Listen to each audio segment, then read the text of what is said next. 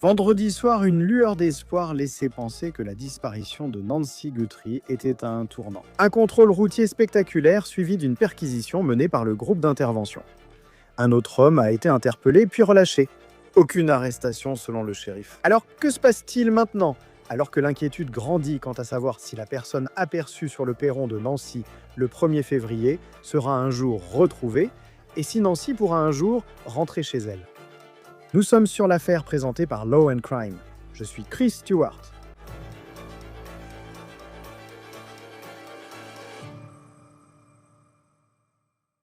« 14 jours plus tard. Et nous ne savons toujours pas où se trouve Nancy Guthrie, ni qui l'a enlevée au milieu de la nuit chez elle, le 1er février. Il y a maintenant beaucoup d'activités dont nous devons parler. Cela s'est passé la nuit dernière, précisément dans une maison à environ 3 km de celle de Nancy Guthrie. Il y a également eu un contrôle routier spectaculaire qui serait lié à la recherche de Nancy Guthrie. Et voici des photos des enquêteurs, du FBI et des adjoints du shérif, en train d'inspecter un véhicule qu'ils ont arrêté lors d'un contrôle routier. La voiture a été stoppée devant un restaurant Culver's. On ignore encore pourquoi elle a été visée. L'autre intervention des forces de l'ordre a eu lieu dans une maison, selon le New York Times. La maison est à environ 3 km de celle de Nancy Guthrie, dans un quartier huppé, selon le New York Times. Une femme y vit avec son fils adulte, d'après un voisin qui s'est confié aux médias. Maintenant, la femme aurait refusé de commenter auprès du média. Le shérif du comté de Pima explique que l'équipe du SWAT est intervenue à ce domicile suite à un renseignement reçu. Et c'est un mandat de perquisition ordonné par un tribunal fédéral qui a été exécuté dans cette maison. Selon le shérif, un homme a été interpellé et interrogé, puis relâché. Personne n'a été arrêté. Il n'est pas clair ce que le FBI a emporté de la maison, et il est possible qu'ils suivent encore des pistes en fonction de ce qui s'est passé et de ce qu'ils ont trouvé à l'intérieur de la maison. Il est important de se rappeler qu'avec un mandat de perquisition, il faut fournir des preuves à un juge qui examine et dit « D'accord ». Selon moi, c'est une situation où vous pouvez entrer chez quelqu'un et prendre des biens. Donc vous regardez cela et vous devez croire que les forces de l'ordre avaient au moins quelque chose qui les a dirigés vers cette maison. Rappelez-vous, plus tôt cette semaine, ils ont fait une descente dans une maison près de la frontière américano-mexicaine, à 1 heure de Tucson. Vous vous souvenez de Carlos, le livreur DoorDash? Il est arrêté, il est détenu et interrogé, mais ensuite il est relâché par les forces de l'ordre. Et selon le shérif du comté de Pima, l'alibi de Carlos semble tenir la route. Donc, il ne semble pas qu'il ait été impliqué dans la disparition de Nancy Guthrie maintenant. La descente de vendredi soir a eu lieu quelques heures après qu'une information majeure a été confirmée par le shérif du comté de Pima. Cet ADN, autre que celui de Nancy Guthrie, a été retrouvé à l'intérieur de la maison. On ne sait pas encore si cet ADN appartient à l'homme masqué, aperçu devant chez elle au moment de son enlèvement. Et il est important de se rappeler qu'il pourrait très bien s'agir simplement de l'ADN de quelqu'un qui était dans sa maison. Peut-être un ami, peut-être quelqu'un qui travaillait chez elle pour l'aider. Les employés, dont les jardiniers, ont été invités à fournir des échantillons d'ADN. Maintenant, en parlant de la maison de Nancy Guthrie, nous devons évoquer une scène très étrange qui s'est déroulée hier chez elle. C'était vendredi et voici une photo d'une entreprise de nettoyage de piscine qui est venue chez Nancy Guthrie et a nettoyé la piscine dans son jardin. Cela a suscité des questions et surpris car la maison de Nancy Guthrie est une scène de crime. Le shérif du comté de Pima a déclaré que la famille Guthrie avait demandé à ce que quelqu'un vienne entretenir la piscine maintenant. Lors d'une interview sur Fox News, le shérif a réagi aux soupçons visant un membre de la famille Guthrie dans cette affaire. Nous avons entendu cela dès les premiers jours de cette enquête. Et le shérif a semblé écarter cela dans une certaine mesure. La famille Guthrie a été totalement coopérative et a fait tout ce que les forces de l'ordre ont demandé. Mais ensuite, lorsqu'on lui a demandé si des membres de la famille Guthrie avaient été exclus comme suspects dans l'affaire, il a répondu « Personne n'a été exclu ». Le département du shérif du comté de Pima a déclaré n'avoir ni suspect ni personne d'intérêt dans cette affaire. Ceci paraît être une piste clé dans l'affaire. Je veux vous montrer ceci. Ceci, selon le FBI, est le type de sac à dos que la personne aperçue devant la maison de Nancy en train de manipuler la caméra de sa porte d'entrée portée sur les images. Maintenant, le sac à dos, c'est un sac de randonnée aux Arc Trail de 25 litres et c'est très intéressant. Vous ne pouvez l'obtenir que chez Walmart. Ce n'est pas un petit magasin de sport, mais c'est quelque chose. Et vous devez le croire. Les forces de l'ordre parlent à Walmart, récupèrent les registres et examinent qui a acheté ce sac à dos. Peut-être ces dernières semaines ou ces derniers mois, s'il y a quoi que ce soit qui pourrait les aider à retrouver la personne que l'on voit sur les images publiées par le FBI, maintenant cela pourrait être crucial pour retrouver cette personne. On la voit sur la vidéo de surveillance, sur le perron, et quand on regarde cette vidéo de la personne masquée et qu'on voit ce sac à dos, on remarque que le sac à dos est plein. On ne sait pas ce qu'ils ont à l'intérieur pour l'instant. En plus des images du sac à dos, le FBI a également publié une description de cette personne. Ils disent que le suspect est un homme d'environ 1,75 m à 1,78 m de corpulence moyenne. Ça ne paraît peut-être pas beaucoup, mais quand on pense à cette taille, on peut déjà éliminer pas mal de personnes. Le FBI a également doublé la somme d'argent offerte en récompense pour toute information permettant de retrouver Nancy Guthrie et là où les personnes qui l'ont enlevée. La récompense du FBI est désormais de 100 000 dollars. La police a confirmé aux médias qu'une paire de gants avait aussi été retrouvée lors d'une grande fouille dans le quartier de Nancy Guthrie. On ne sait pas s'ils sont liés à l'affaire de Nancy Guthrie, a déclaré le shérif du comté de Pima à Gvoa TV. Fin de citation. Un certain nombre de gants ont été retrouvés lors de leurs recherches et certains d'entre eux se trouvent jusqu'à 10 minutes à l'est et 10 minutes à l'ouest. On ne sait pas si l'une de ces choses pourrait aider à retrouver Nancy Guthrie maintenant. Le shérif du comté de Pima, lors de son entretien avec Fox News, a également déclaré qu'il n'avait trouvé aucun gant à l'intérieur de la maison de Nancy Guthrie, ni sur sa propriété. Plus précisément, on ne sait pas quelles autres vidéos les forces de l'ordre possèdent dans cette affaire. Et si quelque chose dépassait ce que nous connaissons? Le FBI a dû aller très loin, disent-ils, dans les serveurs de la caméra Nest pour extraire des images qu'ils pensaient inexistantes. Il y a quelques jours à peine, cet homme apparaissait encore sur les marches d'entrée. On ignore quelles autres informations ou vidéos il pourrait dévoiler. Nous savons qu'il demande au public davantage de vidéos, notamment à ceux ayant des caméras de surveillance chez eux, comme Nancy Guthrie. Jeudi après-midi, le shérif a lancé cet appel disant qu'ils veulent des vidéos du 1er janvier au 2 février 2026, dans un rayon de 3 km autour de cette partie de la ville, près de East Skyline Drive et North Campbell Avenue. Et ils veulent tout ce qui montre des véhicules, de la circulation des piétons ou une activité suspecte. La maison de Nancy est à environ 4 minutes en voiture au sud de cette intersection et les forces de l'ordre contactent les gens via l'application Neighbors. Pour tous, si vous recevez une demande des forces de l'ordre pour une vidéo dans le comté de Pima, Arizona, la demande officielle aura une coche bleue. Les forces de l'ordre ont publié un lien sur X pour que les gens soumettent des vidéos comme preuve. Les forces de l'ordre cherchaient auparavant des vidéos à des moments précis. J'aimerais en reparler. Parce que la chaîne Cavoa TV a indiqué que les habitants du quartier Catalina Foothills à Tucson, là où Nancy habite, ont été sollicités pour fournir des images de caméras de surveillance à des heures très précises, comme le 11 janvier entre 21 h et minuit. C'est environ 22 jours avant que Nancy ne disparaisse, puis ils veulent aussi des images du matin du 31 janvier, c'est la veille du jour où Nancy a été enlevée. Entre 9h30 et 11 h du matin, et Kvoa dit que c'est parce qu'il y a un véhicule suspect dans une rue vers 10 h du matin à proximité. Donc cela étant dit, je veux vous montrer la fiche de personnes disparues qui a maintenant été publiée par le FBI. Et encore une fois, la récompense est de 100 000 dollars pour toute information permettant de la retrouver ou de retrouver les personnes qui auraient pu l'enlever. Et si vous avez des informations concernant Nancy Guthrie, contactez le bureau du shérif du comté de Pima au 5 123 150 et 1 900, le FBI et au 1-800 Call FBI ou rendez-vous sur tipsfbi.gov. Nous accueillons l'ancien détective du NYPD, Tom Smith, co-animateur de The Gold Shield, pour discuter des avancées de l'affaire. Merci d'être sur Law and Crime. La nuit dernière, nous avons suivi une équipe du SWAT lors d'un contrôle routier, puis d'une perquisition dans une maison. Et de l'extérieur, on a l'impression que, d'accord, on avance, ça va dans la bonne direction. Et maintenant, on apprend que les 2 personnes qui avaient été arrêtées ont été relâchées. Qu'est-ce que vous pensez de cette évolution? Eh bien, revenons un peu en arrière sur ce qui s'est passé avant cela. Il devait avoir suffisamment de preuves pour se présenter devant un juge et obtenir un mandat. Donc, pour obtenir ce mandat, il faut démontrer le motif probable de ce mandat. Pas seulement où vous le voulez, mais vous devez être précis sur ce que vous recherchez et où, dans cette maison, vous allez fouiller. Vous ne pouvez pas simplement obtenir un mandat général. Je veux un mandat pour cette maison.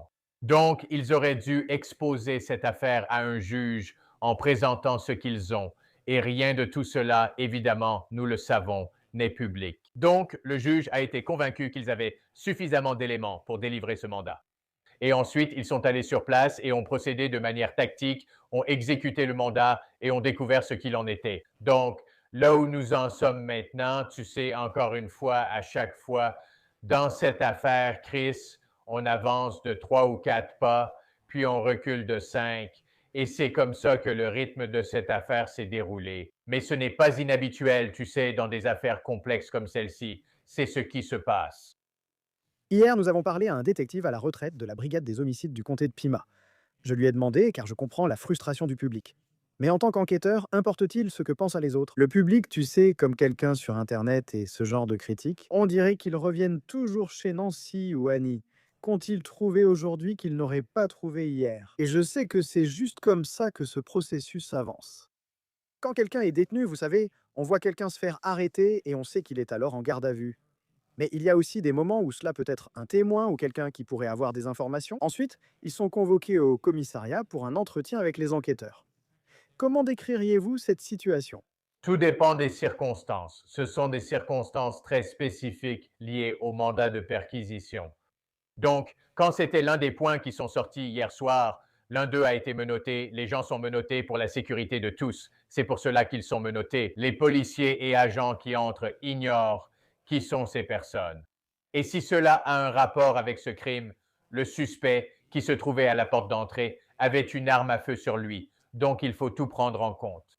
Les détenir signifie qu'ils ne peuvent pas les retenir indéfiniment, mais ils ne sont pas libres tant que les questions restent sans réponse. Maintenant, s'ils veulent un avocat, très bien, c'est leur droit absolu, mais ils mènent une enquête et à ce moment-là, ils ne sont pas libres de partir. Ensuite, le processus continue, les choses s'éclaircissent, les réponses sont données, les questions trouvent réponse, et puis vous savez, tout le monde est libre de partir et on restera en contact. Vous savez, je vous garantis, pendant que je suis assis ici, ils ne sont pas seuls. D'accord, il y a quelques voitures autour de cette zone pour s'assurer qu'ils ne s'enfuient pas. Ils ne vont ni vers un aéroport ni vers une frontière. Vous savez quelque chose comme ça parce qu'ils sont toujours sur le radar et il y a encore des questions concernant ce mandat d'arrêt d'hier soir. Avec la détention aussi. On peut retenir quelqu'un environ 24 heures, et là, ils l'ont été environ 12 heures ou moins. Est-ce que tu en déduis quelque chose du fait qu'ils aient été relâchés, alors que ce n'était pas comme s'ils allaient les retenir jusqu'au dernier moment, tu vois? Ce qui aurait probablement été vers 3 heures du matin demain ou quelque chose comme ça. Par exemple, quand ils ont été placés en garde à vue, penses-tu que leur libération précoce a une signification particulière? Non, parce que tu sais, en tant que détective qui a fait ce travail, tu vois, on emmenait des gens pour les interroger tout le temps. Les personnes qui ont une connaissance intime de cette affaire et de chaque élément de preuve vont savoir assez rapidement si ces gens sont impliqués ou non. Rien qu'à travers les interrogatoires, les entretiens, une forme d'interrogation. Vous savez, ils vont savoir s'ils sont sur la bonne voie ou non. Et si c'est le cas, ce délai s'allonge. Évidemment, si vous savez qu'ils ne sont pas impliqués, alors vous savez, vous ne jouez pas vraiment à des jeux avec ça, à essayer d'inventer différentes choses, mais eux, je vous garantis qu'ils ont pris leur temps. Ceux qui connaissent le mieux cette affaire sont ceux qui les interrogent pour s'assurer que toutes les questions ont reçu une réponse et ils sont sur la bonne voie ou ils ne le sont pas. Et évidemment, il y avait suffisamment d'éléments hier soir avec les entretiens qui ont été menés pour les laisser partir à ce moment-là. Et quand vous regardez, vous savez, et je connais le monsieur Carlos et Rio Ricos, Arizona plutôt, vous savez, le shérif a dit plus tôt cette semaine que son alibi semble tenir la route. Mais c'était comme les données de téléphone portable qui leur faisaient croire qu'il était quelqu'un avec qui il voulait simplement parler. Puis ils ont effectué une perquisition à son domicile sur ordre du tribunal. Nous ignorons officiellement les raisons qui les ont menés à cette maison. À 3 kilomètres de chez Nancy Guthrie, puis il y a eu ce contrôle routier près d'un Culvers. Mais juste d'après ce que l'on voit de l'extérieur, quelle semble être la stratégie pour identifier les personnes avec qui ils veulent parler? Oh, il y a sûrement plusieurs moyens. Christ a les données des portables et tous les tests ADN. Nous ne connaissons pas les résultats de l'appel au public pour vérifier les caméras de leur maison sur une certaine période. Donc, et juste les pistes qui arrivent, je veux dire, ils en sont à, je crois, 30 000 pistes qu'ils ont reçues depuis la sortie de la vidéo. Donc, il faut les retrouver. Et si une piste arrive et qu'elle est viable, Vous savez, vous l'examinez et vous pouvez collaborer. Ce qu'ils disent dans le tuyau, ça va peut-être mener à une autre étape, puis encore une autre. Donc, tout dépend de ce qui est collecté et de ce que les enquêteurs savent en ce moment. Et encore une fois, je vous le dis, en ce moment, on sait peut-être 5% de ce qu'ils savent actuellement. Et c'est un bon point, surtout parce que, et je peux voir l'épuisement dans la section des commentaires de certaines de nos histoires. Et puis, si vous cherchez en ligne, il y a des gens qui veulent juste une réponse à cette affaire. Mais ça prend du temps pour, vous savez, déterminer de façon définitive ce qui s'est passé. Un autre aspect anecdotique qui m'a marqué, c'était l'interpellation l'autre soir avec le monsieur près de la frontière, entre les États-Unis et le Mexique. Il a mentionné que les agents ou adjoints l'ayant interrogé pensaient que ses yeux ressemblaient à ceux de la personne sur la photo de surveillance. Sa belle-mère a raconté que lors de la perquisition, ils ont montré des photos de surveillance et demandé: est-ce votre gendre? Et c'est comme, quand j'ai entendu ça, j'étais inquiet. J'avais l'impression qu'ils pensaient vraiment avoir trouvé le gars. Alors qu'en fait, non, d'après le shérif. Y avait-il une crainte que ce soit leur direction? Mais finalement, il semble penser que ce n'était pas cette personne, non. Il faut repartir de zéro et chercher qui d'autre était dans la région cette nuit-là. Oh, bien sûr, tu sais, j'espère. Je vais prendre le risque de dire qu'après plus de 30 ans à faire ça, ils ne se sont pas contentés de l'apparence des yeux. Je vais prendre le risque de dire qu'il y avait bien plus que simplement ses yeux. Ils ont peut-être dit ça à lui ou à sa famille. Mais tu ne vas pas voir un juge pour obtenir un mandat en disant, eh bien, ses yeux correspondent. Donc, il y avait bien plus que ça. Mais le truc avec ça, Chris, c'est que tu as, et laisse-moi juste essayer d'expliquer comment ça fonctionne. Donc, quand tu as une affaire aussi complexe, tu as certains groupes et certaines équipes qui sont chargées de faire certaines choses.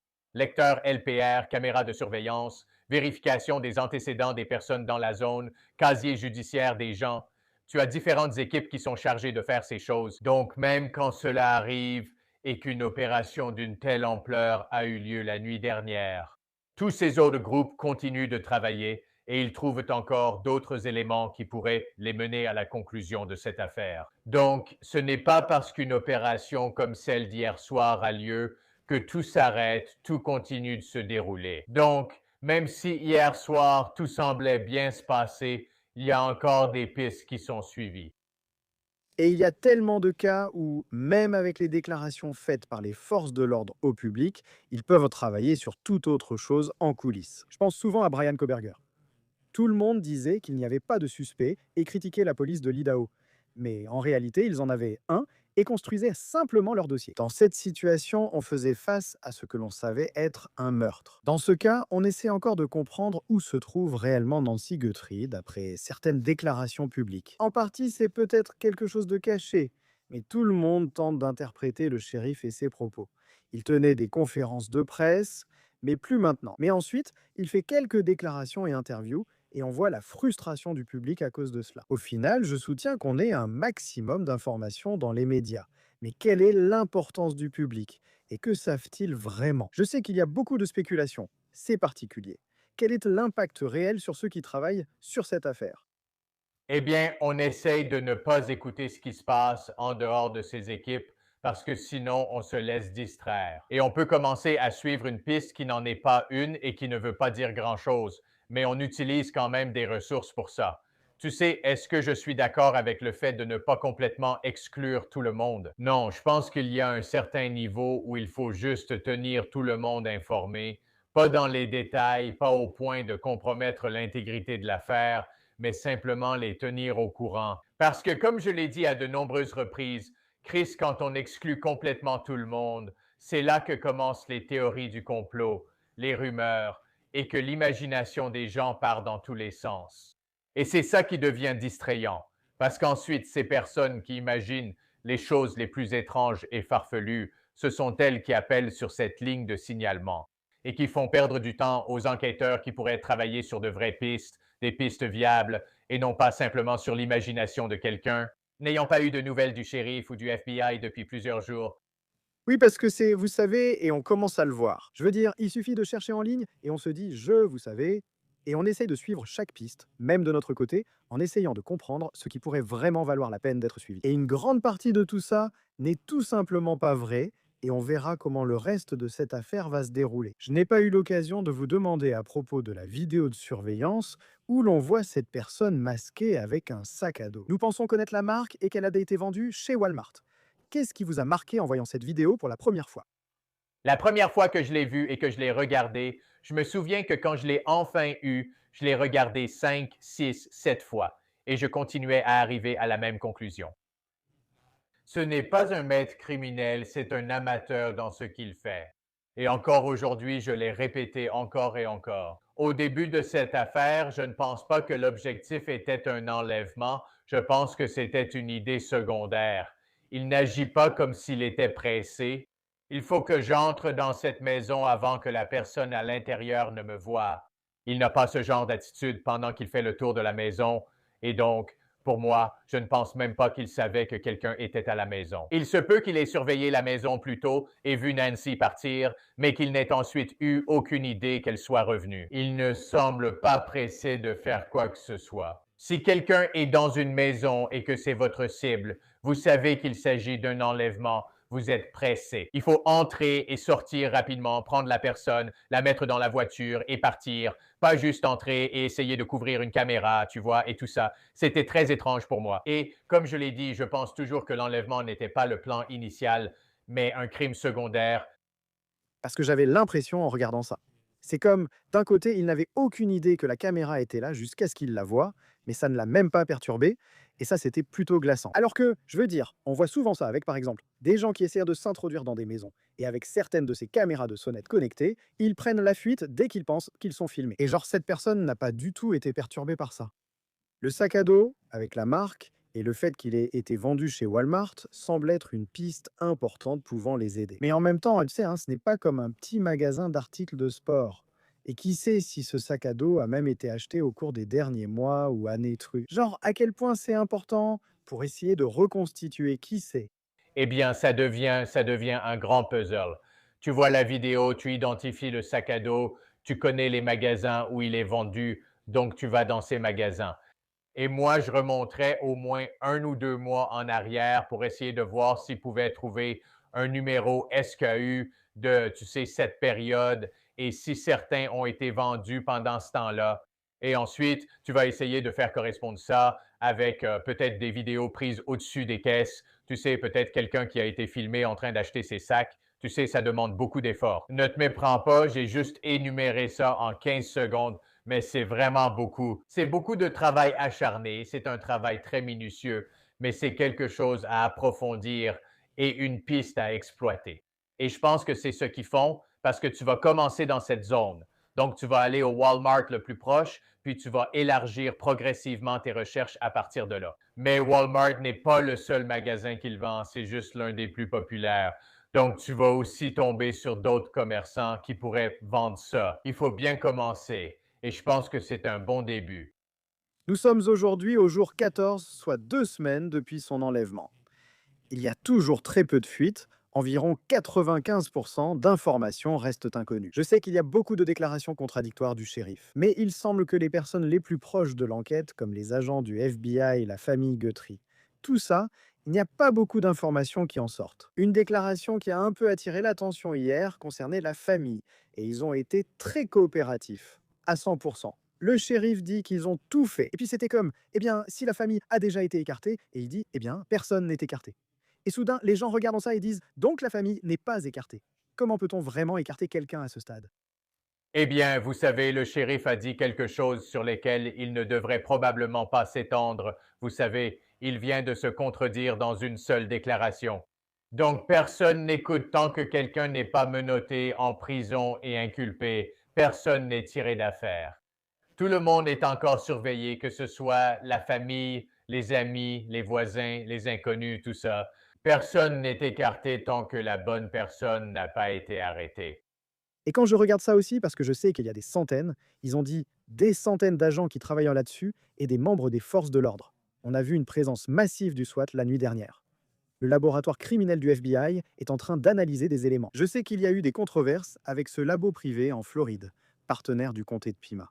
Mais beaucoup de gens travaillent sur cette affaire. Et c'est comme si je prenais du recul en sachant qu'il y a probablement 95% des choses qu'on ignore. Et je me demande comment la personne qui a enlevé Nancy Guthrie, comment se fait-il qu'elle ne soit toujours pas en garde à vue à ce stade? Quand on regarde cette enquête et qu'on observe un peu comment les choses se déroulent, quel genre d'éléments décisifs pourrait survenir dans une affaire comme celle-ci? Qu'est-ce qui pourrait tout changer? Je pense que, vous savez, ils attendent les résultats ADN de quelque chose qu'ils ont récupéré d'après ce qu'ils ont dit à l'intérieur de la maison. Ce n'est pas celui de Nancy. C'est là-dessus qu'il faut se concentrer pour l'instant. Et puis, il y aura peut-être autre chose demain sur laquelle il faudra se concentrer. Mais je pense qu'en ce moment, cet échantillon d'ADN qui a été envoyé en Floride va être important. Ça va jouer un rôle majeur dans cette affaire. C'est-à-dire, si cet ADN est dans une base de données, tu vois, donc ça dépend beaucoup de ça. On retient tous notre souffle en espérant ce petit déclic. Tu sais, les criminels ne sont pas parfaits. Il n'y a pas de crime parfait. Alors tu espères qu'une erreur a été commise quelque part ou que quelqu'un est au courant de tout ça, que ça permette de coincer ces types, tu vois? Les enquêteurs doivent gérer ces facteurs d'espoir lorsqu'ils suivent des pistes et mènent une affaire similaire. Mais je te le dis, Chris, je te le dis, en ce moment, tous ces enquêteurs, ces détectives et ces agents ne dorment pas, ils ne mangent pas, ils ne rentrent pas chez eux. Ils travaillent là-dessus aussi dur qu'ils le peuvent parce que tu veux une conclusion à tout ça, quelle qu'elle soit, mais ils ne s'arrêtent pas, tu vois. Et je le sais parce que j'ai été là, j'ai été impliqué dans des affaires comme celle-ci et ça devient personnel. Parce que maintenant, c'est sous leur responsabilité qu'ils doivent attraper cette personne. Donc, on va espérer le meilleur. Oui, et maintenant, tu sais, jour 14, mais il semble au moins qu'il y ait. On espère qu'il y a des avancées dans cette enquête qui pourraient mener à ce déclic qui pourrait tout changer. Tom Smith, ex-détective du NYPD et co-animateur de The Gold Shield. Heureux de vous accueillir sur Law and Crime. Merci d'être là. Merci de m'avoir invité à nouveau, Chris. Si vous avez des informations concernant Nancy Guthrie, vous pouvez contacter le shérif du comté de Pima au 523 150 et 1 900. Vous pouvez également contacter le FBI au 1-800-CALL-FBI ou sur le site web tipsfbi.gov. C'est tout pour cette affaire présentée par Law and Crime. Abonnez-vous à notre chaîne YouTube et à Spotify et nous diffusons également maintenant sur Peacock. Je suis Chris Stewart. À la prochaine.